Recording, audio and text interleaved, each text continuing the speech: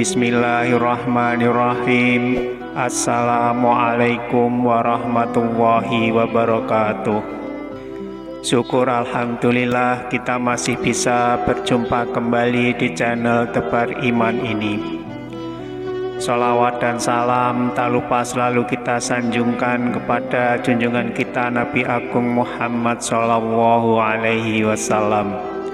Allahumma sholli ala Sayyidina Muhammad wa ala ali Sayyidina Muhammad.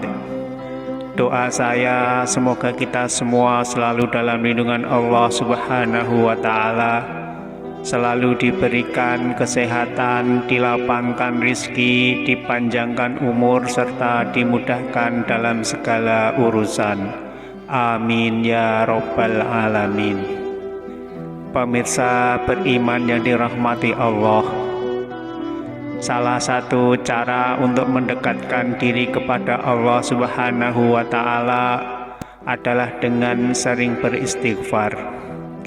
Istighfar adalah mengucapkan kalimat astagfirullah yang artinya aku memohon ampun kepada Allah.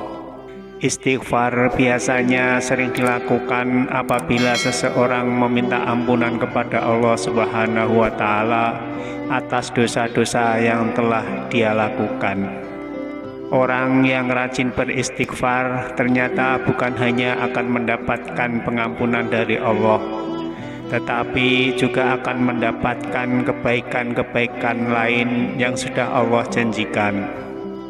Berikut ini 7 janji Allah Subhanahu wa Ta'ala untuk orang yang gemar beristighfar.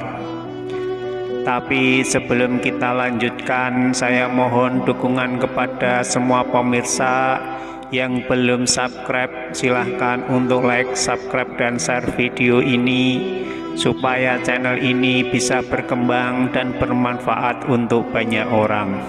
7 janji Allah Subhanahu wa Ta'ala untuk orang-orang yang gemar beristighfar.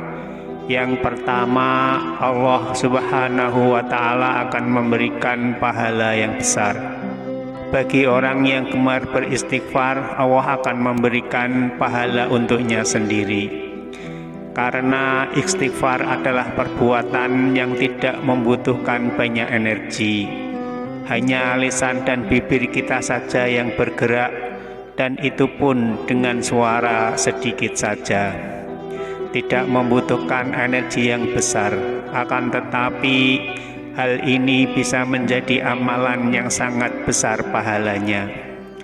Allah Subhanahu wa Ta'ala telah memerintahkan kepada semua umatnya dan juga memerintahkan kepada Nabi Muhammad Sallallahu Alaihi Wasallam untuk selalu beristighfar kepadanya. Yang kedua, Allah akan mendatangkan rizki. Istighfar juga menjadi sebab utama datangnya rizki dari Allah. Orang yang sering membaca istighfar akan diberi rizki yang berlimpah. Sebagaimana firman Allah Subhanahu wa Ta'ala dalam Al-Quran Surat Nuh ayat 10-12 yang artinya, maka aku katakan kepada mereka, mohonlah ampun kepada Tuhanmu. Sesungguhnya Dia adalah Maha Pengampun. Niscaya Dia akan mengirimkan hujan kepadamu dengan lebat dan memperbanyak harta dan anak-anakmu, dan mengadakan untukmu kebun-kebun dan mengadakan pula di dalamnya untukmu sungai-sungai. Al-Quran Surah Nuh ayat 10-12. Yang ketiga, Allah akan menghapuskan dosanya. Sudah jelas bahwa tujuan beristighfar adalah memohon ampunan kepada Allah. Dan insya Allah, Allah juga akan mengampuni dan menghapus dosa-dosa kita kalau kita sering beristighfar. Untuk itu, istighfar sangatlah penting untuk selalu kita amalkan. Bahkan saking pentingnya zikir istighfar, Imam Qatadah juga berkata, sesungguhnya Al-Quran ini menunjukkan kepada kalian tentang penyakit dan obatnya. Adapun penyakit itu adalah dosa-dosa dan istighfar adalah obat bagi kalian. Yang keempat, istighfar dapat mencegah hukuman dari Allah Subhanahu wa Ta'ala. Orang yang gemar membaca istighfar, maka Allah Subhanahu wa Ta'ala akan menjauhkannya dari hukuman ataupun azab. Al-Hasan Bashir radhiyallahu anhu berkata, "Wahai anak Adam, meninggalkan dosa itu lebih ringan bagimu daripada mencari taubat. Dan ketahuilah bahwasanya pada saat kamu meninggalkan perbuatan dosa atau kamu beristighfar pada saat berbuat dosa, maka azab Allah Subhanahu wa Ta'ala tidak akan datang." Yang kelima, Allah Subhanahu wa Ta'ala akan mengangkat derajatnya. Orang yang selalu beristighfar, niscaya Allah akan meninggikan derajatnya di dunia dan di akhirat. Tingginya derajatnya di dunia karena orang yang selalu beristighfar akan selalu berhati-hati dalam berbuat. Nabi Muhammad SAW bersabda, "Sesungguhnya Allah telah mengangkat derajat seorang hamba soleh di surga. Hamba tersebut bertanya kepada Allah, 'Wahai Rob, kenapa derajat saya jadi terangkat?' Allah berfirman, 'Itu karena anakmu memohonkan ampun atas dosa-dosamu.'" Hadis riwayat Ahmad dan Al-Baihaqi. Hal ini secara tidak langsung memerintahkan kepada kita umat Islam agar selalu mendoakan orang tua kita, memohonkan ampun atas dosa-dosanya baik yang masih hidup maupun yang sudah meninggal. Yang keenam, Allah Subhanahu wa Ta'ala akan mensucikan hatinya. Perlu kita ketahui bahwa sebagaimana noda di atas baju, jika dibiarkan akan semakin membandel. Begitu pula halnya saat noda dalam hati kita tidak segera dibersihkan, maka juga akan semakin menumpuk.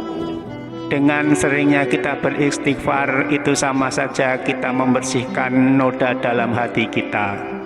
Rasulullah SAW bersabda, "Jika seorang hamba melakukan satu dosa, niscaya akan ditorehkan di hatinya satu noda hitam. Seandainya dia meninggalkan dosa itu, beristighfar dan bertaubat, niscaya noda itu akan dihapus. Tapi jika dia kembali berbuat dosa, niscaya noda-noda itu akan semakin bertambah hingga menghitamkan semua hatinya." Itulah penutup yang difirmankan Allah. Sekali-kali tidak demikian. Sebenarnya apa yang selalu mereka lakukan itu telah menutup hati mereka. Hadis riwayat Tirmidzi. Yang ketujuh, Allah akan memberikan anak dan keturunan. Dalam sebuah riwayat disebutkan, Abu Hanifah rahimahullah dalam musnadnya dari Jabir bin Abdillah radhiyallahu anhu, bahwasanya seseorang datang mengeluh pada Nabi Muhammad SAW. Kemudian ia berkata, "Ya Rasulullah, sesungguhnya semua orang punya anak, tapi aku sendiri yang tidak punya anak." Maka Rasulullah SAW berkata, "Dari dua senjatamu, yaitu memperbanyak sedekah dan istighfar, maka dengannya kamu akan diberi rezeki atau anak."